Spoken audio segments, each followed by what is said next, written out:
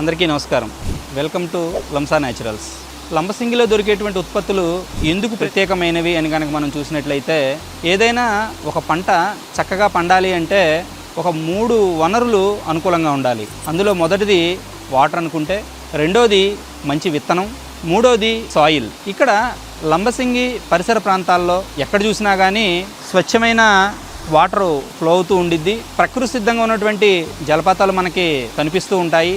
వీటి టీడీఎస్ కనుక మనం గమనించినట్లయితే మొక్కలకి సుమారుగా ఒక 150 నుంచి 200 టీడీఎస్ కనుక ఉంటే చక్కగా సర్వే అవ్వగలదు. తన రూట్ని స్ట్రాంగ్గా చేసుకోగలిగిద్ది. మొక్క ఎప్పుడైతే తన రూటు స్ట్రాంగ్గా ఉండిద్దో ప్రకృతి సిద్ధంగా వచ్చేటువంటి సమస్యలు, ఉదాహరణకి వర్షం తక్కువగా ఉండడం లేదా తుఫాన్ లాంటివి వచ్చినప్పుడు కూడా మొక్క తట్టుకొని నిలబడగలిగిద్ది.